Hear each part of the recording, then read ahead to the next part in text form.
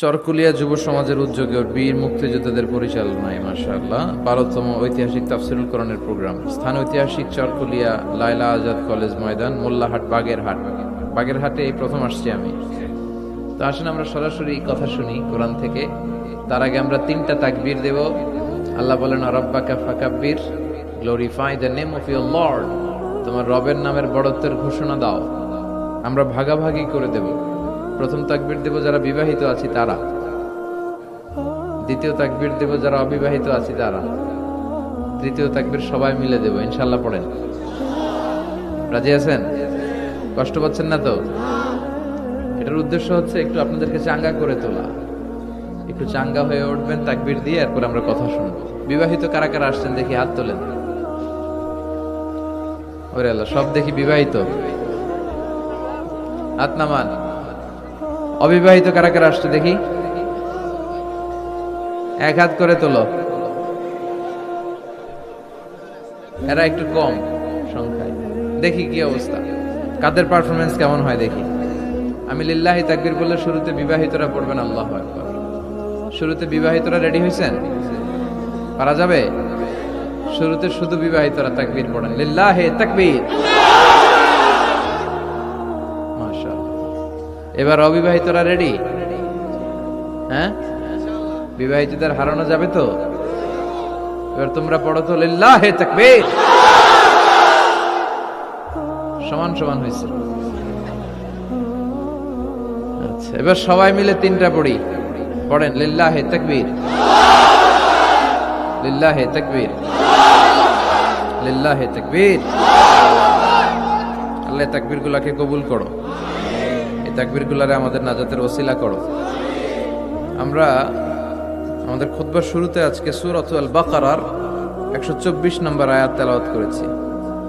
এই 124 নম্বর আয়াতের আলোকে আমরা সাইয়েদনা ইব্রাহিম আলাইহিস সালামের জীবনে ঘটে যাওয়া কিছু বিষয় থেকে আমাদের জন্য কি শিক্ষা, লেসন আছে, রিমাইন্ডার এন্ড মেসেজ আছে, এগুলো জানার চেষ্টা করব এই চমৎকার রজনীতে। সবাই শুনতে রাজি আছেন তো? শেষ পর্যন্ত থাকবেন নাকি ওঠা বসা? হ্যাঁ, কেউ উঠবেন না তো? বিশৃঙ্খলা করবেন না তো? কথা দিলেন? আচ্ছা, এই আয়াতে আল্লাহ বলছেন, আমি আমার খলিল ইব্রাহিমকে অনেক পরীক্ষা করেছিলাম জীবনে। তার পুরো জীবনটা ছিল পরীক্ষাময় জীবন। আর এই প্রতিটা পরীক্ষায় আমার খলিল ইব্রাহিম সফলতার সাথে উত্তীর্ণ হয়েছে। একটাতেও সে ফেল করে নাই, সবগুলাতে পাস। চিল্লায় বলেন সবগুলাতে। শুধু সিম্পল পাস না, golden A plus, golden GPA 5, first class first, global award পেয়েছেন। গ্লোবাল অ্যাওয়ার্ডটা দিয়েছে কে? আমরা জানার চেষ্টা করব কি অ্যাওয়ার্ড পেলেন তিনি আল্লাহর কাছে, কি তার এত মহিমা, কি তার জীবনী, biography and life sketching of prophet Abraham. সাইয়েদনা ইব্রাহিম আলাইহিস সালামের জীবনে কি ঘটে গেল এই কোরআনের ভেতরে আছে না নাই? রব্বুল আলামিন বলেন, ওয়া ইয বিতালা ইব্রাহিম রাব্বুহু বিকালিমাতিন ফাতাম্মাহুন্না ক্বালা ইন্নী জাঈলুকা লিন-নাসি ইমামা। আল্লাহ বললেন, ও নবী, স্মরণ করুন সেই সময়ের কথা যখন আমি আমার ইব্রাহিমকে অনেকগুলো বিষয়ে পরীক্ষা করলাম, আর আমার ইব্রাহিম প্রতিটা পরীক্ষায় সফলতার সাথে উত্তীর্ণ হলো। ফলাফল স্বরূপ আমি ইব্রাহিম রে বললাম, ইব্রাহিম, তোমারে আমি গোটা বিশ্বের মানুষের নেতা বানাইয়া দিলাম। পরীক্ষার ফলাফলে আল্লাহ কি বললেন? তোমার আমি কি বানাইলাম? নেতা। নেতা হওয়া এত সোজা না। লিডারশিপ কোয়ালিটিটা অনেক গুরুত্বপূর্ণ কোয়ালিটি, এটা চাইলেই পাওয়া যায় না। এটা নিজেকে তিলে তিলে পরীক্ষায় উত্তীর্ণ করে, কষ্টি পাথর দিয়ে যাচাই বাছাই হওয়ার পরে নিজেকে প্রমাণ করে করে নেতা হতে হয়। চিৎকার করে বলেন ঠিক কিনা? আল্লাহ বললেন, আমি আমার খলিলরে খালি পরীক্ষার উপর পরীক্ষা নিলাম। যারে আল্লাহ ভালোবাসে বেশি তার জীবনে পরীক্ষাও। বিশ্বনবীরে আল্লাহ বুঝাতে চাইলেন, ও আমার নবী, আপনার জীবনটা পরীক্ষাময়। এত পরীক্ষা দেখে বিচলিত হওয়ার কিছু নাই, টেনশনে পড়ার কিছু নাই, নিরাশ হওয়ার কিছু নাই। আপনার পিতা ইব্রাহিমকেও এরকম অনেকগুলো আমি পরীক্ষা নিয়েছি, আর প্রতিটা পরীক্ষায় আমার ইব্রাহিম খলিল সফলতার সাথে উত্তীর্ণ হয়েছে। আসাদুন নাসি বালাআন আল আম্বিয়া, এই পৃথিবীতে সবচেয়ে বেশি বালা মুসিবত আর পরীক্ষা আসে নবীদের। কাদের? সুম্মাল আমসাল ফাল আমসাল, এরপরে সিদ্দিকিনদের, শুহাদাদের, সালেহিনদের। ইবতালা আর রাজুলু হাসাবা দীনি, ব্যক্তির দিনদারি যত বেশি তার উপর আল্লাহর পরীক্ষাও। এজন্য মুমিন পরীক্ষাতে ভয় পায় না, মুমিন কখনো বিচলিত হয় না, মুমিন ভরসা রাখে একজনের উপর। চিল্লায় বলেন তিনি কে? আল্লাহ বললেন, পরীক্ষার পর পাহাড় সম পরীক্ষা দিয়ে আমি আমার খলিল ইব্রাহিমকে যাচাই করেছি। একটা পরীক্ষায় ইব্রাহিম ফেল করে নাই, প্রতিটা পরীক্ষায় পাস।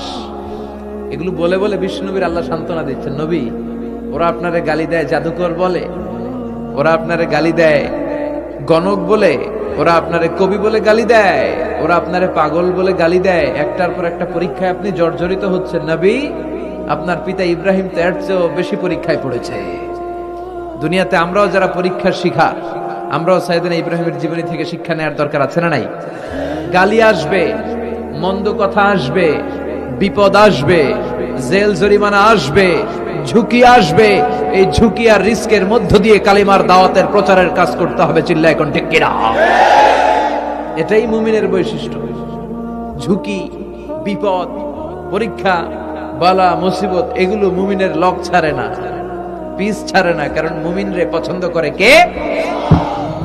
মুমিন খুব ভালো করেই জানে বিপদের পরে বিজয় দান করবে কে।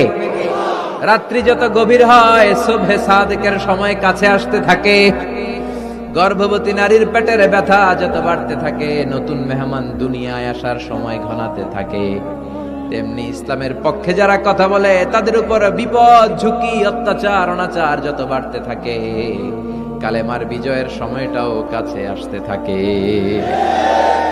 কাছে আসতে থাকে। এই নাজরানা আমাদেরকে দিতে হবে। পরীক্ষায় আমাদেরকে সাইয়েদনা ইব্রাহিমের মতো উত্তীর্ণ হতে হবে। জালিমরা বেশি দিন থাকতে পারে না, এটা ইতিহাস সাক্ষী। কথা বলেন।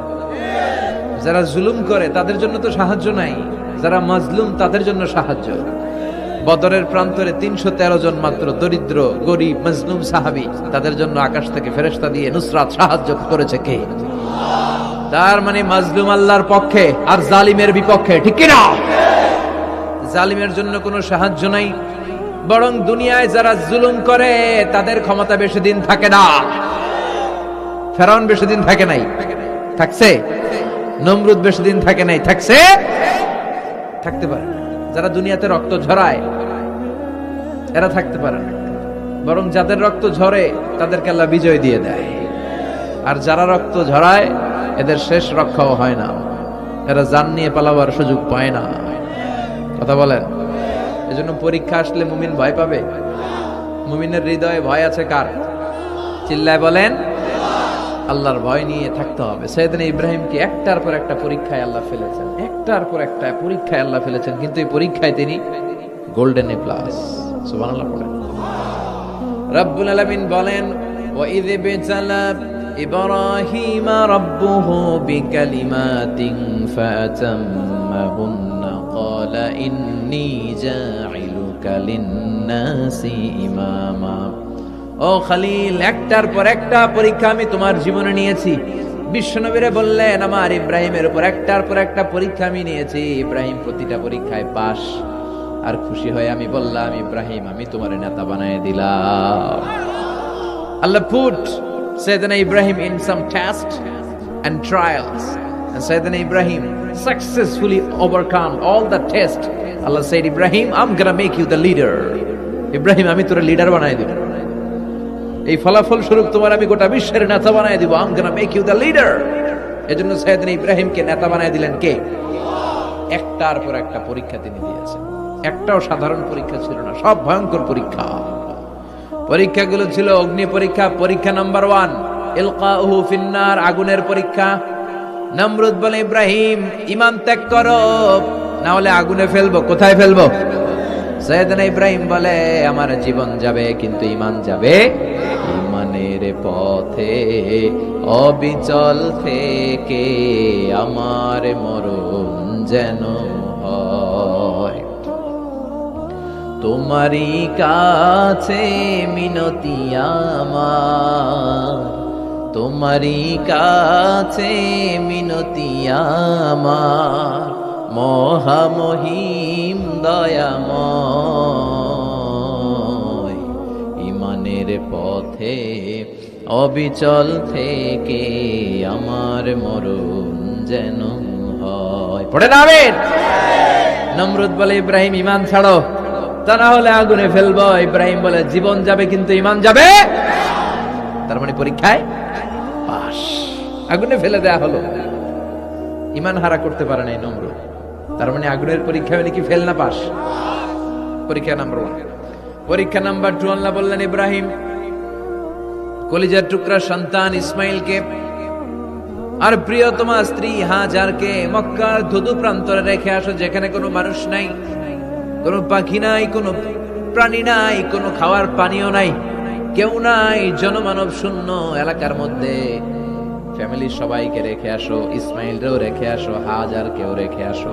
কোনো টু শব্দ করলেন না সাইয়েদনা ইব্রাহিম, কিছু জিজ্ঞেসও করলেন না, বলার সাথে সাথে ওনার স্ত্রী আর কলিজার টুকরা বাচ্চাটারে মক্কার ধুধু প্রান্তরে রেখে দিয়ে আসলেন। এই পরীক্ষায়ও কথা বলেন, এই পরীক্ষায়ও আমাদেরকে যদি আল্লাহ বলে, যাও তোমার সন্তান তোমার স্ত্রীকে রেখে আসো সাহারা মরুভূমিতে, পারবেন?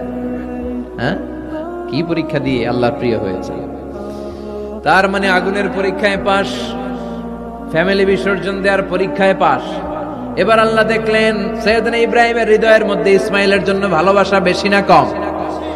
কত বেশি জানেন? সাইয়েদনা ইসমাইল যখন দুনিয়াতে এসেছে তখন সাইয়েদনা ইব্রাহিম আলাইহিস সালামের বয়স ছিল 86। কত?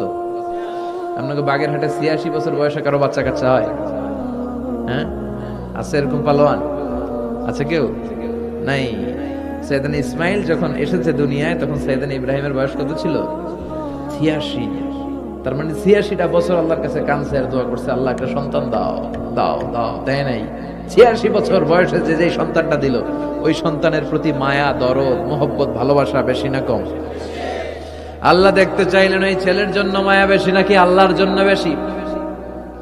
আল্লাহ ডেকে বললেন, ইব্রাহিম দেখি হৃদয়ে কার জন্য দরদ আর ভালোবাসাটা বেশি। যাও আমার সন্তুষ্টির জন্য 86 বছর বয়সে পাওয়া কলিজার টুকরা দুধের বাচ্চা ইসমাইলকে জবাই করে আমার খুশি অর্জন করো। জবাই করো, স্যাক্রিফাইস করো, আমার জন্য উৎসর্গ করো। বলতে দেরি, ছুরি নিয়ে গলার মধ্যে ছুরি চালাতে 1 সেকেন্ডও দেরি করে নাই। সুবহানাল্লাহ পড়েন। তার মানে এই পরীক্ষায়ও আল্লাহ বলেন, ক্বাদ সাদ্দাকতার রুইয়া ইন্না কাযালিকা নাজজিল মুহসিনিন। ইব্রাহিম ছুরি আর চালায়ও না, ইসমাইলরে মারা আমার উদ্দেশ্য না, তোমার হৃদয়টা দেখা উদ্দেশ্য। এই ইসমাইল মরে গেলে তো সব ঘটনা উলট পালট লেগে যাবে, কারণ আখিরি জামানার পয়গম্বর বিশ্বনবী মুহাম্মদ রাসূলুল্লাহ ইসমাইলের বংশে পৃথিবীতে আগমন করবে। চিল্লায় এখন ঠিক কিনা? ইসমাইলকে বাঁচিয়ে রাখা আল্লাহর জন্য ওয়াজিব, আল্লাহ নিজের জন্য এটাকে আবশ্যক করেছেন। সুবহানাল্লাহ পড়েন। Could you imagine কি স্যাক্রিফাইস তিনি করেছেন? প্রতিটা পরীক্ষায় পাস। পরীক্ষা নাম্বার 4, আল্লাহ বললেন, ইব্রাহিম আগুনের পরীক্ষায় পাস করলাম, পরিবার বিসর্জনের পরীক্ষায় পাস করলা, সন্তান বিসর্জনের পরীক্ষায় পাস করলা, এখন তোমার আমি একটা গুরু দায়িত্ব দেব রে ইব্রাহিম। অনেক বড় দায়িত্ব, পারবা কিনা বলো? সাইয়েদনা ইব্রাহিম বলে, লাব্বাইক। সুবহানাল্লাহ পড়ে। কি দায়িত্ব আল্লাহ? তোমারে আমি হজ প্রোগ্রামের এমডি বানায় দিলাম, ম্যানেজিং ডাইরেক্টর অফ হজ প্রোগ্রাম, হজের এমডি। তুমি হজের কাফেলা করো, তুমি হজের বন্দোবস্ত করো, দেখি এইটাতে তুমি কতটুকু সাকসেসফুল হতে পারো। সুবহানাল্লাহ পড়েন। সাইয়েদনা ইব্রাহিম বললেন, আল্লাহ কি কি করতে হবে খালি কোন? আল্লাহ বলল, প্রথমে আমার ঘর বানাও, কারণ হজ করতে হলে আল্লাহর ঘরের দরকার আছে না নাই?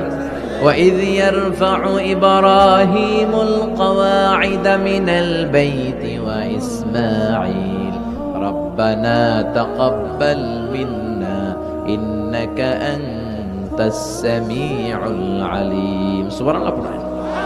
সাইয়েদনা ইব্রাহিম, সাইয়েদনা ইসমাইল বাপ বেটা মিলে কাবা ঘর বানাতে শুরু করলো, পাথর কেটে কাবা ঘর বানাতে শুরু করলো। একের পর এক পাথরের সাথে পাথর জোড়া লাগিয়ে আল্লাহর প্রথম ঘর, আউয়ালু বাইতি উদিআ লিন-নাস লাল্লাযী বিবাক্কাতা মুবারাকা, পৃথিবীর প্রথম ঘরটা তিনি পুনর্নির্মাণ করতে শুরু করলেন। ঘর বানানো শেষ। এবার আল্লাহ বললেন ঘরটারে ঝাড়ু দাও। কি দাও? জোরে কোন কি দাও? আল্লাহর ঘর ঝাড়ু দেওয়া অনেক সওয়াবের কাজ। দিছেন কেউ কোনোদিন? নাকি খালি মুয়াজ্জিন হুজুরের ধমকান? হ্যাঁ, ঝাড়ু দেন নাই কেন? ওই বেটা খাদেম ঝাড়ু দিলি না কেন? এরকম ডাকাইত আছে না নাই? খালি মুয়াজ্জিনের দোষ, খালি খাদেমের দোষ। মসজিদের খাদেম আমরা সবাই। আপনি হতে পারেন সেক্রেটারি, হতে পারেন সভাপতি, হতে পারেন মেম্বার অফ দা পার্লামেন্ট, সব লোকগুলো আল্লাহর মসজিদের খাদেম। চিল্লায় বলেন ঠিক কিনা? আপনি ঝাড়ু দেন একবার, আপনি মসজিদ পরিষ্কার করেন। মসজিদ ঝাড়ু দিলে আপনার হৃদয়টারে প্রশান্ত করে দিবে কে? মসজিদেরি ঝাড়ু বারদার হো কামারে হাত শোনো আমারে মুনাজাত, শোনো শোনো ইয়া ইলাহি আমারে মুনাজাত, শোনো আমারে মুনাজাত। পড়েন আমিন। এবার বাপ বেটা মিলে ঝাড়ু দিতে শুরু করলেন। আল্লাহ বললেন তাহহিরা বাইতিয়া লিত-তাইফিনা ওয়াল আকিফিনা ওয়ার রুকআইস সুজুদ। ইব্রাহিম ইসমাঈল বাপ বেটা মিলে কাবা ঘর ঝাড়ু দাও। ঝাড়ু দিলেন। তাহলে কাবা ঘর বানানো শেষ, ঝাড়ু দাও। এবার আল্লাহ বললেন হজের আজান দাও। কি দাও? وأذن في الناس بالحج يأتوك رجالا وعلى كل ضامر يأتين من كل فج عميق। سبحان الله পড়েন। وأذن في الناس بالحج। ইব্রাহিম কাবা ঘর বানালাম, ঘরটারে ঝাড়ু দিয়ে তাওয়াফকারী, রুকুকারী, সিজদাকারী, ইতিকাফকারীদের জন্য পরিচ্ছন্ন করলা। এবার হজের জন্য আজান দাও। হজ যে করা লাগবে একটা ঘোষণা দাও। সৈয়দনা ইব্রাহিম বলে আল্লাহ এমন জায়গায় ঘর বানাতে বললেন এখানে মানুষ নাই, প্রাণী নাই, কেউ নাই, কাউরে দেখা যায় না। কার সামনে হজের ঘোষণা দেব, হজের আজান দেব? কাউরে তো আমি দেখি না। আল্লাহ বললেন ইব্রাহিম তুমি একটা বড় পাথরের উপরে দাঁড়িয়ে হজের ঘোষণা দাও। দুনিয়ায় অবস্থিত সবগুলো মানুষের কানের মধ্যে ওই আজানের ঘোষণা আমি আল্লাহ পৌঁছে দেব। উনি দাঁড়িয়ে আজান দিলেন, ইয়া আইয়ুহান নাস ইত্তাখাযাল্লাহু বাইতান লিল হজ। আল্লাহ হজের জন্য একটা ঘর বানিয়েছেন, আসো আসো, যাদের সামর্থ্য আছে এসে হজ করে যাও। তখন পৃথিবীতে যত লোক ছিল প্রতিটা মানুষের কানের ভেতরে আল্লাহ ওই আজানের ধ্বনি পৌঁছে দিয়েছে। আমরা যারা ছিলাম না, আমরা ওই সময় ছিলাম, কয়েছিলেন আলামুল আরওয়াহে, রুহের জগতে, রুহের জগতেও আমরা যারা ছিলাম আমাদের কানের মধ্যে এই ধ্বনিটা পৌঁছে দিয়েছে কে? ওই রুহের জগতে থাকা অবস্থায় যারা আমরা লাব্বাইক বলে আওয়াজ করতে পেরেছি তাদের নসিবে কাবা ঘর জিয়ারতের সুযোগ করে দিবে কে?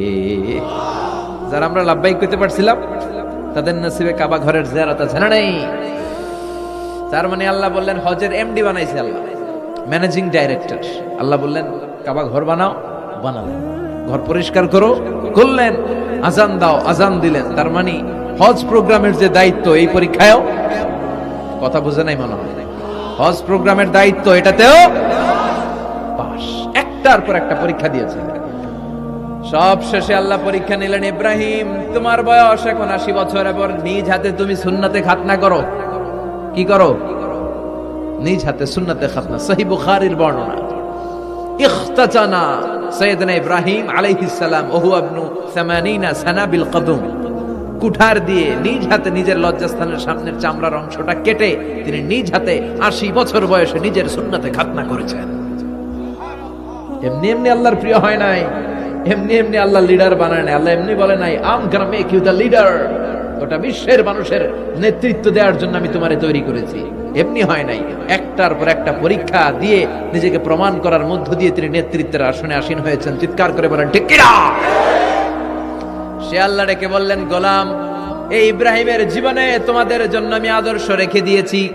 আমি পৃথিবীর বুকে কয়েকজন নবীকে সিলেক্ট করেছি, তার মধ্যে ইব্রাহিমের মর্যাদা আসরাড়াই। ওনার ফ্যামিলি, ওনার যে ফ্যামিলিটা, it's a blessed family ever in the world. পৃথিবীর সবচেয়ে বরকতময় ফ্যামিলির একটা ফ্যামিলি।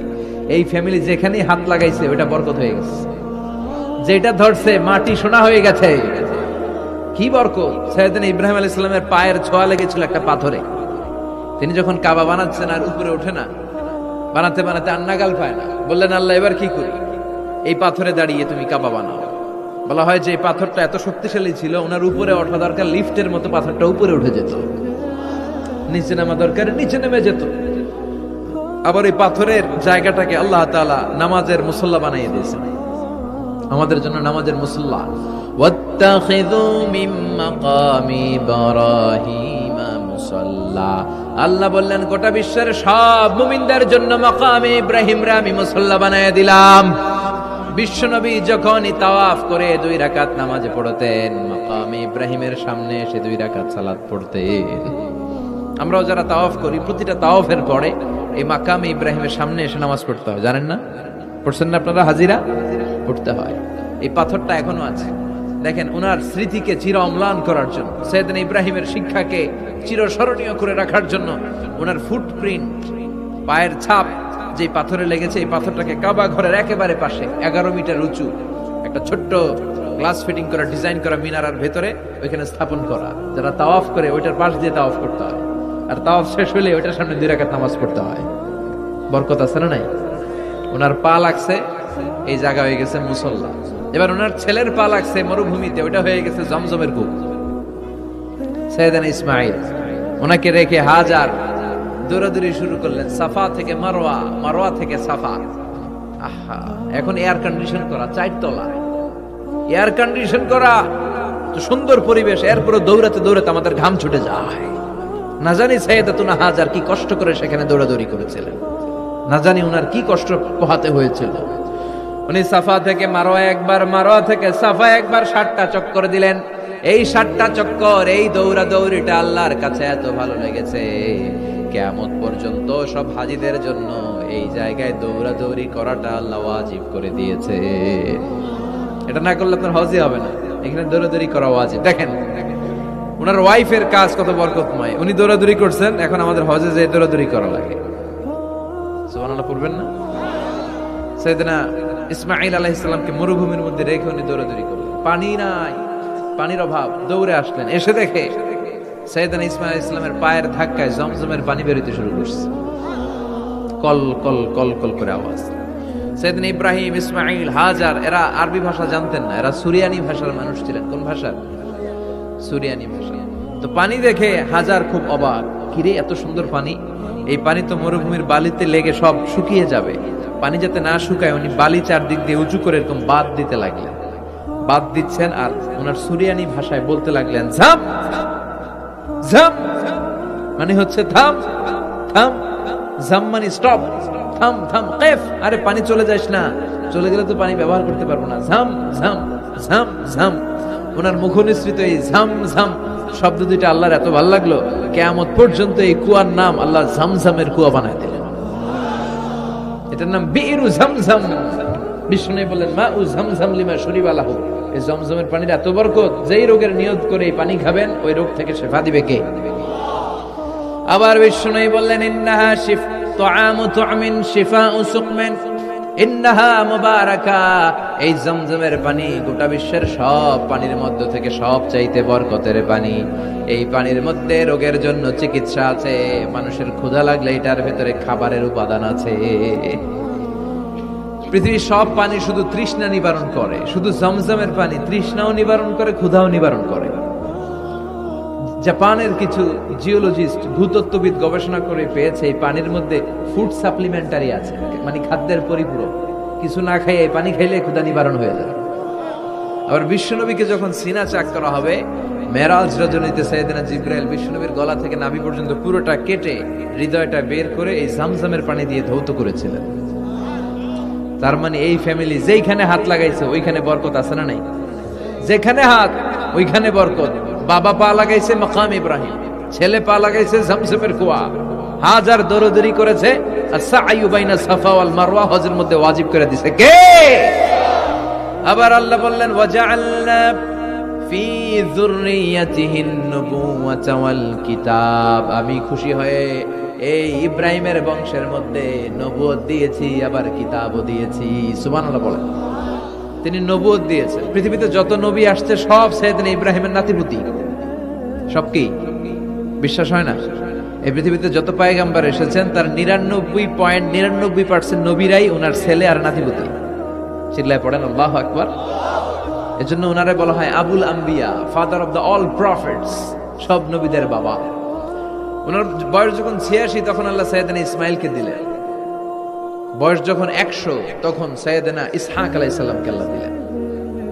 এইদিকে ইসমাইল, এদিকে সবাই বলেন এদিকে, এদিকে সবাই বলেন এটা এটা ইসহাক। পৃথিবীতে যত নবী এসেছে সব ইসহাকের চ্যানেলে এসেছে। সাইয়েদনা ইসহাক আলাইহিস সালামের চ্যানেলে এসেছে। সাইয়েদনা ইসমাইলের চ্যানেলে নবী নাই, কোন নবী নাই, নবী ছাড়া চ্যানেল। আর এখানে যত হাজার হাজার লক্ষাধিক নবী এসেছে, সব নবী ইসহাক আলাইহিস সালামের চ্যানেলে যারা এসেছে, সব নবীরা অন্যান্যদেরকে বলে যাইতো, তার উম্মতকে বলে যেত যে সবশেষে একজন নবী আসবে, তিনি হবেন সর্বশ্রেষ্ঠ নবী, তিনি হবেন সর্বশ্রেষ্ঠ নবী। তো এদের এই চ্যানেলে এত নবী, এরা ভাবছে ওই সর্বশেষ নবীটাও এদিক দিয়েই আসবে। কিন্তু আল্লাহ হাজার হাজার লক্ষ নবী এই চ্যানেলে পাঠালেন, কিন্তু সর্বশেষ নবীটা এখানে পাঠালেন না। সর্বশেষ চ্যানেলের নবীটা আল্লাহ এই চ্যানেলে পাঠায় দিলেন। সর্বশেষ নবীটা সাইয়েদনা ইসমাইলের চ্যানেলে এসেছে। এজন্য ওরা হচ্ছে বানি ইসরাইল আর আমরা হচ্ছে বানি ইসমাইল। সুবহানাল্লাহ পড়বেন না? উনার ধর্ম, উনার চেইন থেকে ইহুদিবাদ, খ্রিস্টবাদ, ইসলাম, এই তিন ধর্মের জন্য। ইহুদিবাদও আল্লাহর দেয়া ধর্ম, খ্রিস্টবাদও আল্লাহর দেয়া ধর্ম, কিন্তু আল্লাহর দেয়া শরীয়তের উপর ওরা অবশিষ্ট থাকে নাই, থেকেছে শুধু ইসলাম, ঠিক কিনা? এজন্য আমরা প্রত্যেক নামাজে পড়ি গায়রিল মাগদুবি আলাইহিম ওয়ালাদ-দাল্লিন। ও আল্লাহ, গায়রিল মাগদুব, যাদের উপর তোমার রাগ ক্রোধ, তাদের পথ আমরা চাই না, ওরা হলো ইহুদিরা। ওয়ালাদ-দাল্লিন, আর যারা ভ্রষ্ট তাদের পথও চাই না, এরা হলো নাসারারা। তিন ধর্মের গোড়া সাইয়েদনা ইব্রাহিমের সাথে লেগেছে। এজন্য এই তিন ধর্মকে একসাথে বলে কম্পারেটিভ রিলিজিয়ন, তুলনামূলক ধর্মতত্ত্বের ভাষায় অ্যাব্রাহামেটিক ফেইথ। কি বলে? অ্যাব্রাহামেটিক ফেইথ বলে। এজন্য ওনাকে বলা হয় আবুল আম্বিয়া। সব নবীরা এই চ্যানেলে এসেছে, তার মানে সব নবী সাইয়েদনা ইব্রাহিমের নাতিপুতি। আবার এই প্রতিটা নবীর জন্য আল্লাহ তাআলা আকাশ থেকে কিতাব নাজিল করেছেন। চিল্লায় বলেন ঠিক কিনা? আল্লাহ বলে, ইব্রাহিম তোমারও আমি কিতাব দিলাম। সাইয়েদনা ইব্রাহিম আলাইহিস সালামের উপর কিতাব আছে না নাই? ওই কিতাবের নাম কি? কে পারে? ইন্না হাযা লাফিস সুহুফিল উলা সুহুফি ইব্রাহিম ওয়া মূসা। সুহুফি ইব্রাহিম, সাইয়েদনা ইব্রাহিমকে আল্লাহ তাআলা সহিফা দান করেছেন। চিল্লায় পড়েন আল্লাহু আকবার। আবার এই নবীর নামে আল্লাহর কোরআনে একটা সূরা আছে না নাই? কথা কোন? কি নাম সূরা? সূরা আলিফ লাম রা। কিতাবুন আনজালনাহু ইলাইকা লিতুখরিজান নাসা মিনাল যুলুমাতি ইলান নূর। সুবহানাল্লাহ পড়েন। আলিফ লাম রা। I have revealed this holy and sacred book unto you in order to lead the mankind out of darkness into the light. ও নবী, আমি এই কিতাবকে আপনার কাছে পাঠিয়েছি অন্ধকারাচ্ছন্ন মানুষগুলোকে অন্ধকার থেকে আলোর দিকে নিয়ে যেতে। এই কোরআনের ভেতরে আলো আছে না নাই? সবকিছুর সমাধান আছে না নাই? সমাধান চাও যদি জীবনে মরণে, ফিরে যাও খুঁজে নাও, চোখ রাখো কোরআনে। সুবহানাল্লাহ পড়েন। চোখ রাখবেন কোথায়? নাকি মোবাইলে, না টিভিতে, না এটিএন বাংলার পর্দায়? আসিতেছে আগামী শুক্রবার রঙিন পর্দায়। চোখ রাখুন এটিএন বাংলায়। এটিএন বাংলায় চোখ রাখবেন। কই রাখবেন? সমাধান চাও যদি জীবনে মরণে, ফিরে যাও খুঁজে নাও, চোখ রাখো কোরআনে। ঠিক কি না? If you want the solution this dunya and akhirah, go back, have a look to the holy Quran. সুবহানাল্লাহ পড়েন। কি নবী আল্লাহ বানালেন, ওই নবীর নামে আল্লাহ একটা সূরা দিলেন। আবার আল্লাহ বললেন, ও দুনিয়ার মুসলমানেরা শোনো, তোমাদেরকে মুসলমান বলে নাম করেছে এই সাইয়েদনা ইব্রাহিম। ঠিক কি না? আবার এই নবী সাধারণ কোন নবী নয়, এই নবী হলো তোমাদের জাতির পিতা। আমাগো জাতির পিতা কেডা? কথা কোন? আরো জোরে সবাই মিলে বলেন, মিল্লাতা আবিকুম ইব্রাহিম হুয়া সাম্মাকুমুল মুসলিমিন। মিল্লাতা আবিকুম ইব্রাহিম, তোমাদের জাতির পিতার নাম, আমাদের জাতির পিতার নাম ওয়া সাম্মাকুমুল মুসলিমিন, তিনিই তোমাদেরকে মুসলমান নামকরণ করেছে। আবার আল্লাহ বললেন আসলিম, ইব্রাহিম তুমি সবাইরে মুসলমান বানাও, আগে নিজে মুসলমান হও। আসলিম, ক্বালা আসলামতু লিরাব্বিল, ও ইব্রাহিম তুমি মুসলমান হও বলার সাথে সাথে ইব্রাহিম বলে আল্লাহ দেরি নাই, আমি মুসলমান হয়ে গেলাম। ইহুদিরা দাবি করতো সাইয়েদনা ইব্রাহিম নাকি ইহুদি, নাউজুবিল্লাহ পড়বেন না। খ্রিস্টানরা দাবি করতো সাইয়েদনা ইব্রাহিম নাকি খ্রিস্টান। আল্লাহ বলে মা কানা ইব্রাহিমু ইয়াহুদিয়াও ওয়ালা নাসরানিয়াও ওয়ালাকিন কানা হানিফাম মুসলিমা। আল্লাহ বলে আমার ইব্রাহিম ইহুদি নয়, আমার ইব্রাহিম খ্রিস্টান নয়, আমার ইব্রাহিম পাক্কা মুসলমান। হানিফান মুসলিমা, পাক্কা মুসলমান, ওনার ইসলামে কোনো সন্দেহ। এজন্য আল্লাহ খুশি হয় ওনার একটা উপাধি দিলেন, উপাধিটা হলো লা হালিম।